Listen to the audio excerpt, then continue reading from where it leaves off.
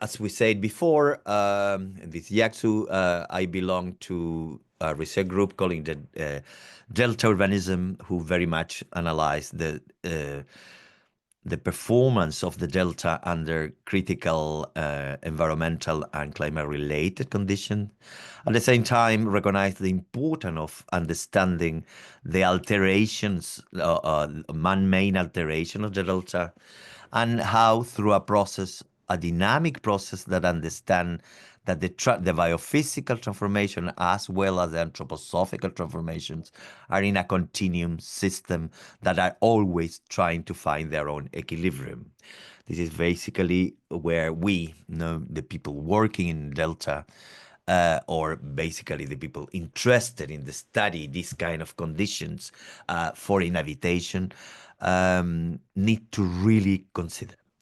So basically, we're going to talk about complex system, we are talking about planning, and we are talking about urban design.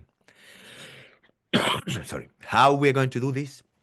Very much by trying to reveal the values related to a complex system theory in the way that this can dimension, they can consider in a really particular the systemic interrelations, nature, natural system and anthropogenical system, but in a way that the designers can align different narratives from the biophysical to the social, human, and modern human through a design. We are talking about a non-linearity. So the aspect is that the several complex system, meaning a several subsystems that act together to define the final state of something. In this relation, very much is going to be illustrated by metropolitan delta condition, which is inherited to the same idea of the cohabitation between natural system, biophysical system, hydro, geomorphological, and anthropogenic one. We start by a kind of transitional step, basically in the last years, by the work of Ostrom, by the work of Holler and many others. We are focusing our efforts, action efforts, in the mitigation and adaptation efforts to be able to respond to the different conditions imposed by the climate change. And through that, we are advocating the need of a multi-level governance that could able to activate an integrated social process of change, where the cooperation or the cooperative action of the different actors and institutional scales tend to be there. But this is very much a governance challenge, but a governance challenge that need to be understood in their own systematic essence. And for that, we are inviting you to think in a complex adapted system.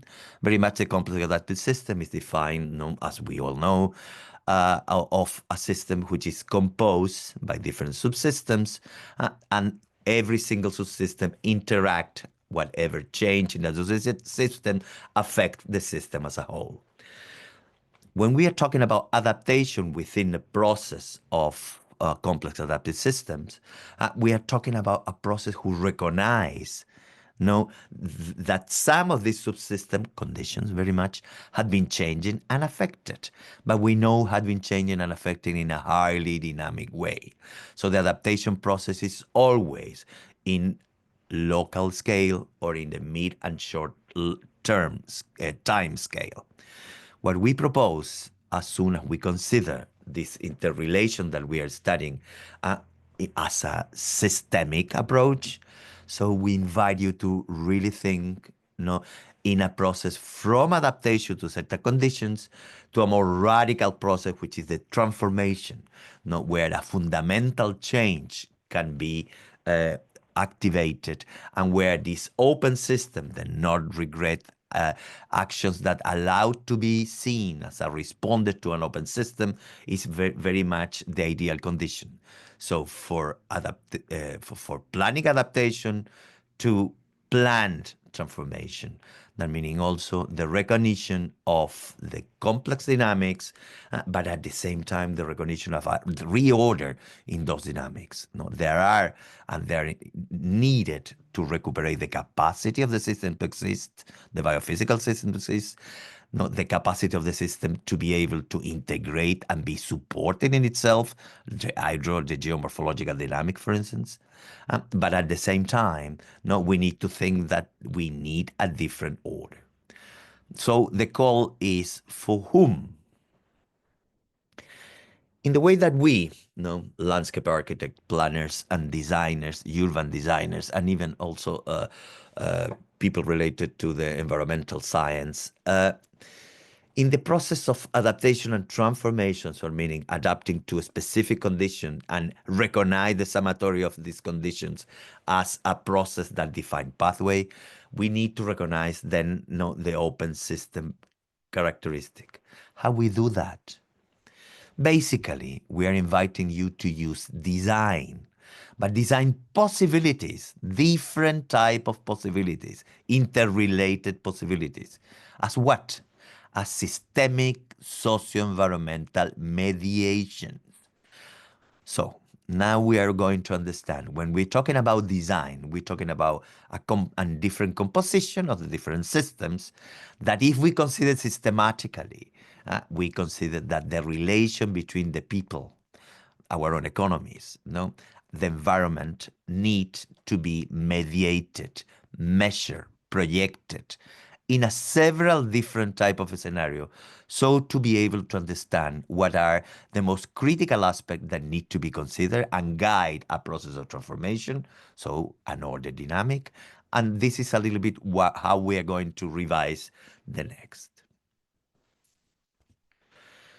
Okay, using one of my very nice PhD candidate thesis, she proposed that, of course, the degree of possible transformation or change depend basically on the level of occupation that exists, not the level of use, land use, built environment, exposure that exists in our urban systems.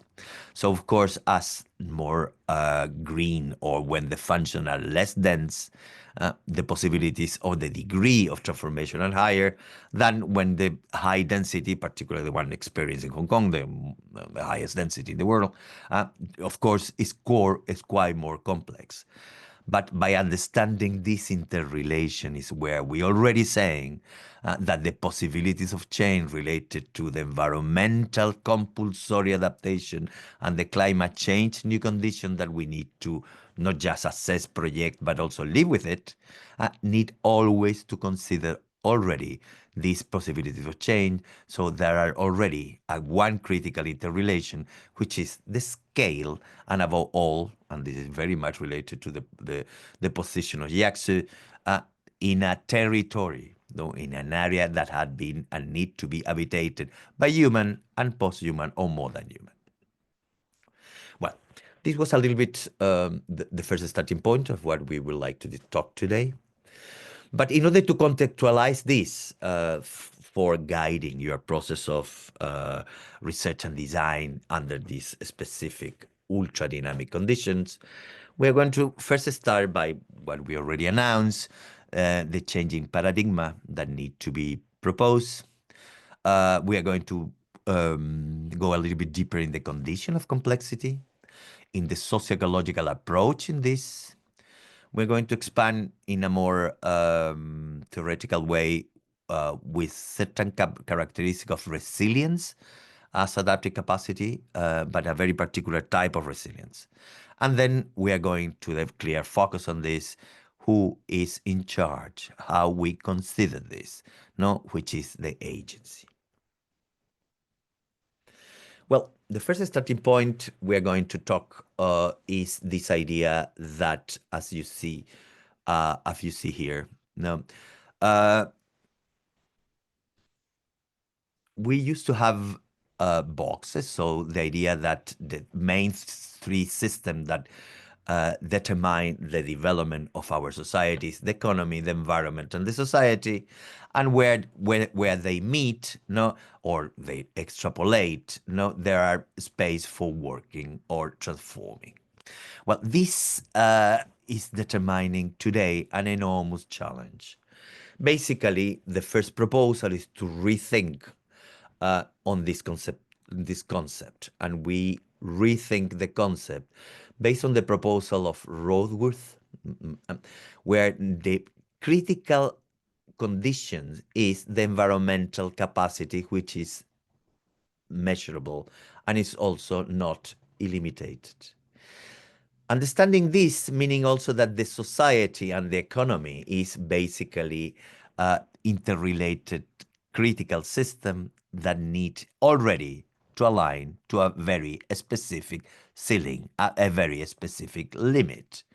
So the social foundation, that determine how we work and live in humanity need to recognize the ecological ceiling that are already there. And in within this, cross, as you see here, by the multiplicity of critical dynamic change that we are in, climate change, people change, biodiversity loss, land conversion, that are very much the systemic change that are related to policies, plans, basically the act of governance under a specific typology of development.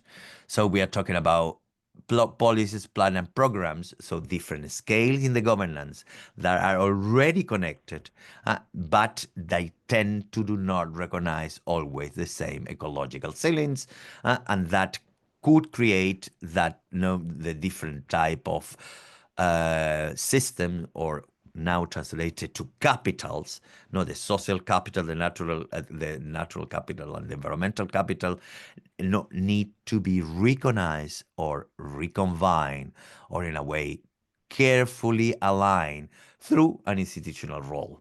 So how we keep this is the real question. And then we come back to the original statement that the different levels of governance need to converge in values, in systems, so to be able to provoke cooperative actions at the different scale in order to be able to adapt, mitigate, but above all, transform. Let's go a little bit to the essence of this interrelated. When we're talking about the paradigm change being the environmental capacity, the limit, we are also talking about different pillars that constitute our life. The social capital, the financial capital, and the natural capital. These are critical issues that are always depending on our development, urban, regional, country, global development, that is challenged between the people, the planet, which is concise, and the profit, but all through, again, a proposal, a very clear and core level that determine the sustainability, the capacity of the system to exist, expand, and support people, per planner, are the critical line. So every single time that we focus on this, we give sustainability the core, because it's our way to be able to measure and understand how the different alteration to this system existed, and coming from the environment existed because we provoke it, coming to an environmental decay that is, and above all, a loss of biodiversity that is impressively high and highly risky, to an expansion of hazard. But we also have a planet that is in itself is our natural capital. So the idea is how the natural capital, the social capital, financial and manufacturing align toward to the human capital, keep the line of development. Very important to understand that the natural capital is very much our resources, but at the same time, in itself, constitute the sink, the areas which are failing. This is in order to describe whatever the interrelations, what we said when we're talking about natural capital we have on the stock of flows of materials, and that is also energy. So when we are talking about this, we are also talking about very clear line of products that are good that the natural capital is offering. So resources, renewable and non-renewable materials and energy, sinks that absorb, neutralize, or recycle the different waste process from water and other waste. So processes that are already defined at the system, at the biophysical global system, as a climate, natural climate regulators, as a natural climate environmental issue. So the natural capital uh, is not just the basic, but is or a product of how we develop is the life in itself. So the natural capital is determining already the reasoning of the limiting that all the other interrelation capitals are present. Well, I hope I'm not going too fast, but this is exactly what we want to reach. How we see this now.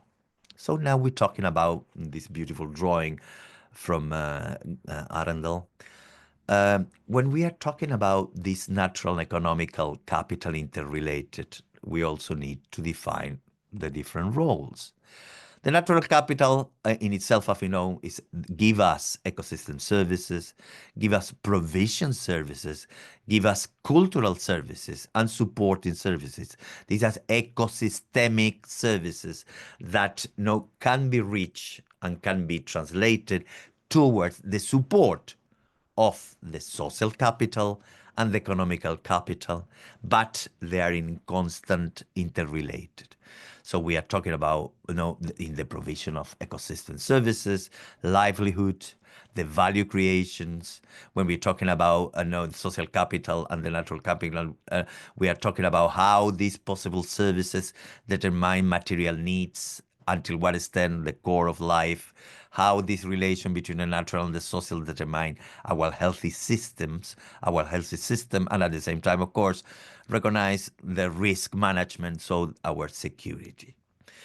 We always ended up with the need, and I think this tend to be always overrated or lower rated, the relation between the social capital and the ecosystem cultural services that allow us to understand better social interrelation, but above all, make us, the people who work, live in these conditions, are more sensitive to the resource allocation. And this is one of the critical points that we would like to explore. It's also important to recognize that the cascade, that this model is a cascade, meaning also that from the natural capital exhaust that exists, even very diminished, to bring that activated, operationalized through ecosystem functions, determine ecosystem services, which then create benefits that are basically valued by the different people through life. What I'm saying here, and this is really important for you to understand, even though that the natural capital exists and is very altered, in order to bring it in, more actively in the narrative of how this natural capital is the supporting line, but at the same time is the core or the backbone of human and more than human life on Earth, we need to understand that this is not automatically perceive that the benefits need and require levels of alteration and interaction by design, where the ecosystem services are recognized, but I properly search for ecosystem services still is given the diminish of capacity of the natural capital, particularly in the natural resources, because of the critical condition that the human kind had been affecting the natural capital by not recognizing their limits. Now we need to reactivate that, where this line from the natural capital to the construction of concrete societal or values is in constant pressure. So that's why the alignment of this through a process that understand that the design is more than a final product, is a process that recognize an evolutionary change, where the values involved of this capital need to be permanently kept, permanently live, permanently practice, is where we enter. So, coming back again to this complexity. Complexity science very much recognize that is an the complexity is determined by interrelation of system and subsystem, but in a permanent dynamic. Every single of these subsystems do not stop their exist, and even where totally damaged, they are still present and obey very probably to a negative trade-off, but they are in constant dynamic and in constant change, meaning also that the multiplicity of dynamics and the constant adaptive change that sometimes is natural or non-natural are creating always a fixed condition, which is the uncertainty. When we are talking about socio-environmental system and we are considering that complexity of system and subsystem, the uncertainty is not just by the transformation that could came by the new condition as the climate change imposed in the last 20 years, but a series of thousands of years of alterations that are always provoking a level of systemic level that is not possible to be calculated risk-wise in total. So the uncertainty had been with us, but had been expanded in the last 30 years, given the alteration of the natural system and given the alteration, given also the expansion of the anthropogenic system. So what we are talking about is a very weak problem. In order to really be able to time this problem, we need to be able to understand these specific conditions and then intrinsically apply it as a systemic. So the characteristic that define how basically the evolutions are turning is the uncertainty. So trying to know, not certain, know the different potential pathway, that different summatory of conditions and trade-off exist. So then, there are less levels of uncertainty and multiplicity of level of pathways. The nonlinearity, meaning the complexity of the system and their dynamic, do not determine a very specific cascade. A go to B, B go to C, and then D, but a multiplicity of aspects that are coming through. So then the complexity is understood. By coming into this very specific concept, we really can get what is this urban system. And I say city here, but I'm supposed to be saying metropolitan areas in deltaic conditions, having a very clear approach. The aim of a compass approach to the city or to the metropolis is what? Is bring together a multiplicity forms of knowledge, where in their connection tend to broken disjuncting thinking. This is interesting because as soon as we understand this, the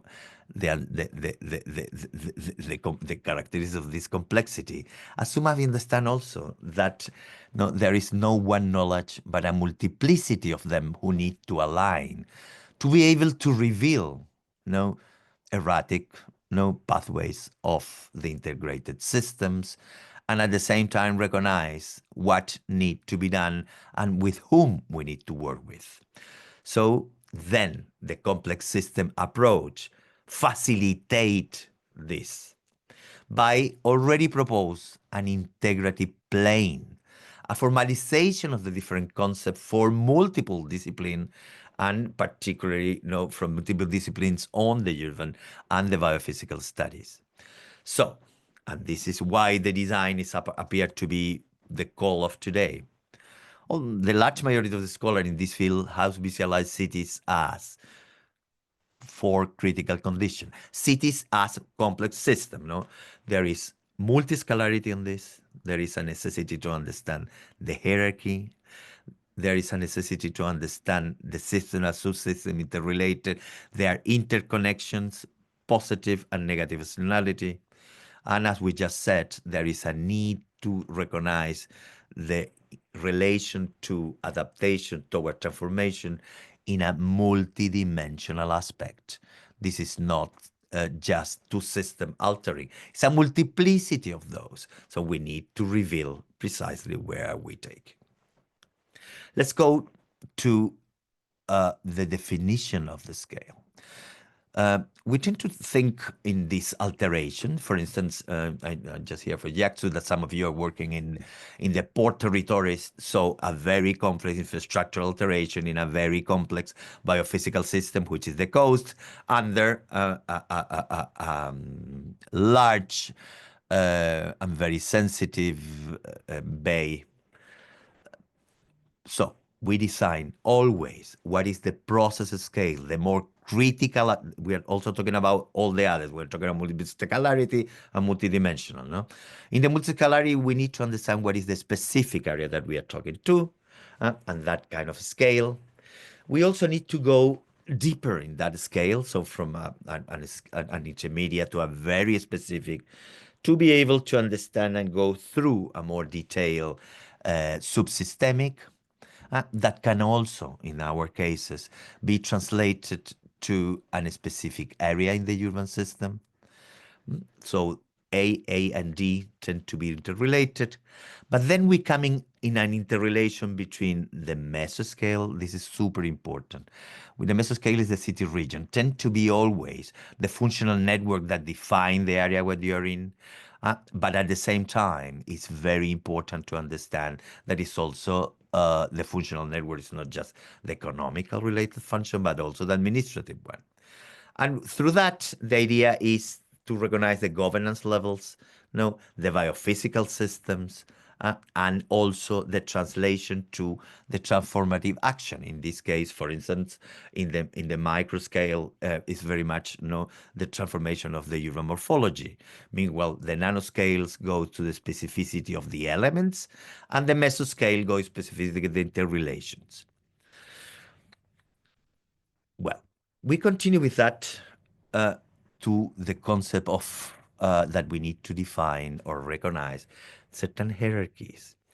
When meanwhile you're studying, you define the most important actions. What is the area of transformation? What is the main aspect that are need to be transformed? Let's say floodplains, flood management. But in that, we need to recognize also that there is a very clear hierarchy in the biophysical system and in the decision or in territorial decisions, the institutional core that we were talking. So it's very important in the hierarchical to define first the multiplicity of systems that are in scale, the more interrelated, and through that how they interrelate. In this case, we have use or this proposal use what we're calling the layer approach, which is defined basic layer of analysis, which is maybe too basic for this, but allow you to interpret it. So we're talking about, for instance, in the interrelation nexus between the water management, our water management as a concept, a river basin as a unit, and through counteracting the river basin, not the functional region that exists. But of course, we need to talk about the green infrastructure, the blue infrastructure, the gray infrastructure. And in their nexus, we are talking about interrelated. But yes, indeed, there is a hierarchy. As more complex the system is, more interrelated at, more specificity we can reach in the alteration hours, in the alteration areas. When we are talking about the hierarchy from how we manage this, it's really important that the different scales, in this case, that you use in the biophysical, have a certain kind of translation in the planning framework that you are working. So to understand a little bit what is the vision, what is the partiality of it, how we're talking about local strategy and about all hierarchical and more complex way, how we go through a long term of process to integrate and recognize this constant alignment under already certain hierarchies. When we're talking about the interrelations or the interconnected, so how the different systems depend on other, we come back to this idea of a more developing nature. So for the student of urban studies, easy to understand that basically, again, when we're talking about the economic capital or the financial capital, we talk about really the functions, so the manufacturer capital and the financial capital that respond to the social capital and the human capital. So the meaning on the way that the people communicate themselves and on the way that they educate themselves, in a certain territory. But at the same time, this interconnection really much anthropogenic and technocratic need to recognize the overall presence of the natural. So then the maximization and the organization of the more anthropogenic course towards the more environmental one can be organized, can be maximized, and at the same time can be in constant research of monitoring. As much as we advance, as much I'm going to ask you to start thinking who is taking care of this. Coming from the interrelation or the interconnectedness of the systems, now we go a little bit deeper into the multidimensional.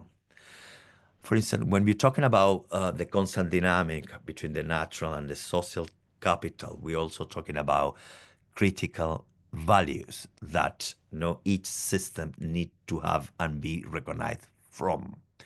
When we're talking about social capital, of course, it's trust, reciprocity, the possibility to exchange, the commonality of accept rules and norms, and at the same time sanctions. So the social capital, as you see, is embedded in a network of relationships, as we just said, that as a network, it's interrelated or thinking of, and particularly now in the changing paradigm, is focused on the natural capital as the constant overall system that we need to be kept and enhanced. So the social capital to the natural capital demand collective action, demand effective management of different ecosystem, and the different ecosystem are the built ecosystem and the non-built ecosystem. When we're talking about the natural capital, we recognize, of course, certain critical roles, as the generation of flows that support ecosystem supported system, and all the provision, regulation, and cultural ecosystems, everything that come with it. So we are talking about the way that we interpreted the natural capital or measured the natural capital is basically the way that it operates, but have the sensitivity and the recognition on that already are transformed actions that need to have a counteracting of the transformation, so to be able to exist. But at the same time, we need to always be observing, researching the natural capital in their social interaction that enable other ecosystem, or basically the social related ecosystem. So this multidimensional is because it's not just a way of the paradigm change of controlling nature. It's a way to accepting, researching, understanding the process of nature and their own dynamic as already a limited condition. So we need to work within the social capital interrelations with all these values, but at the same time being always related to the overall natural capital as the system as a whole.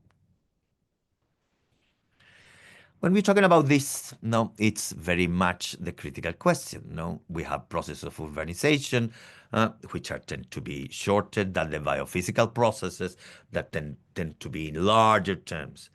So there is a critical issue on this interconnected and two-dimensional, which is the time frame. So how we synchronize urban and ecological time frames and functions, critical aspect to consider.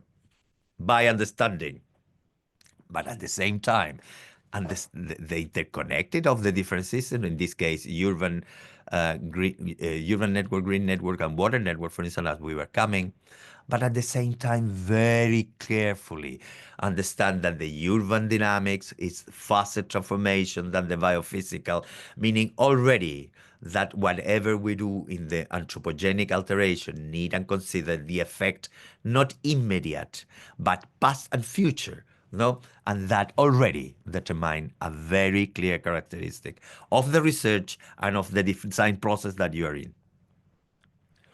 So we are entering into the most critical questions. Um, what to adapt? But then, after this, to whom to adapt? We are going to use two critical issues. No, first, the multifunctionality of the systems, and particularly the multifunctionality of the landscape, natural landscape and man-made landscapes, have the ability to provide the multiple functional uses while managing trade-off as synergies between various services. There is an interpretation that the nature, the ceiling, in itself, no, it's always in adaptation and it's always in a positive adaptation, particularly when the no anthropogenic influence are there. Meaning also that if we, humankind, disappear from the earth, very properly, no, the system is going to find again an equilibrium because they have an inherent capacity of systems to system to get off because they have the long term. But it's not happening because we live, no, within these systems and what we're calling a multi-actor partnerships. The multiplicity of inhabitant visions and value tend to also be created as a complex condition and a very risky condition for not facilitating the process of transition. Um, so there is a characteristic now that, as we just saying, we talk about not landscape, but the multifunctionality of the landscape. And we're not talking about social, but the multi-actor partnerships. We are talking about a more critical framework to adapt. Why? Because we are talking about the multi-actor partnerships, the collaboration process, the immersing of those in the decision making, and above all, the addressing of the complex problem together. So the idea is to acknowledge, as we said, the interconnectedness and the multifunctionality and the multidimensional by already consider that in our urban and regional multifunctionality. So what we are inviting is to rethink from the regional functional networks that determine the region that we are in, very much in the manufacturing and the social capital interaction, to our way of governance, the urban or regional course, but concise and conceive as a network highly independent to each other, interdependent to each other. Why we do this? Why? Basically, in the context that we are talking, climate change, and rapid urbanization, and in your cases, enormous velocity on the urbanization. The climate change, because it's the condition of climate change had altered, and we have also other conditions that had expand or make more erratic the effect of climate change. And the rapid urbanization together, they expand the uncertainties. No? And the uncertainties, as we said in the beginning, so we're coming back, is not always and only environmental, it's always and always as well socioeconomic. So we are really think on this idea of model region, environmental, a large, enormous and large and complex delta conditions. We also need to think that each of these systems are expressed in different type of scale, physical and functional. So the first starting point is present, understand the different processes. And again, because it's uncertainty, because it's complex, it's not a fixed condition, it changes. So then in relation to this, the changing is why the interconnected and the multidimensional aspect need to be there, but the presence of the different systemic scales are absolutely essential to be mapped and revealed, so to be able to know in what level of uncertainty you have, and then align to one of the global process that we're having, the adaptive spatial planning. So how the spatial or territorial process of management are recognizing this adaptive process, who recognize a certain levels of uncertainty. So what happened? Stimulate the bottom-up processes. The governments have no capacity to be able to monitoring, expand, and above all, rethink on the alignment of values without the people, without the local inhabitant, without the local level. The adaptive spatial planning also considers the possibilities to change decision because of the change of uncertainty. So the adaptive planning determines a flexibility that what we're going to see next is essential to understand design. And at the same time, no, we are not talking about a final design, we are talking or a solution. No, we talk and now us, no, designers, landscape designer, architects, and planner. No, we show possibilities to carry out different design responding to different type of uncertainty. So the new socio-environmental project recognize these critical conditions. Then we advance on the role of design. When we are centenic, when design, no systemic design that show the multiple possibilities of a social, of an improved social environmental processes, no, is through design uh, in the environmental level within very specific scales and selected systems, and at the same time recognize that the environmental scales are larger in their transformation. Then we connect to the possibilities of the socio-economical type of change that are shortened in time, that are fast in development, but at the same time are different scalar issues that are there. So the criticality of this is always be able to, in the issue of socioeconomic, that the environment need to be considered. We need to recognize the pathways. So by just doing that, the uncertainties are going to be more clear, and then our decision making could be more flexible.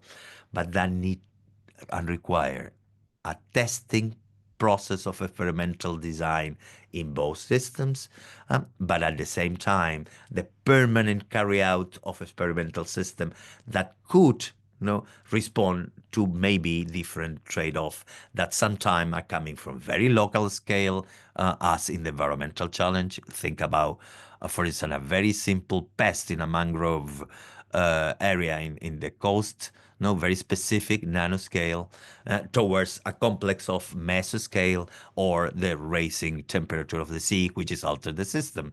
So you see that already are different scales, of affecting in the socioeconomic. It's also the expansion of the city, the need for more scale, or the need of different kind of interrelation, particularly, for instance, what we have seen in Hong Kong. If we go to the north, the need of another core and another specific multifunctional core in the north, who very probably is entering into challenging the environmental design of the wetlands that are there. No, how we challenge? We need to understand that these need to recognize the nanoscale, because the nanoscale of the socioeconomic, so the people living, the actors, need to could be seeing and observing and experiencing whatever transformation on the nanoscale. But the largest scales are also adapting and performing to be able to communicate different narratives. So the role of the design is very much facilitate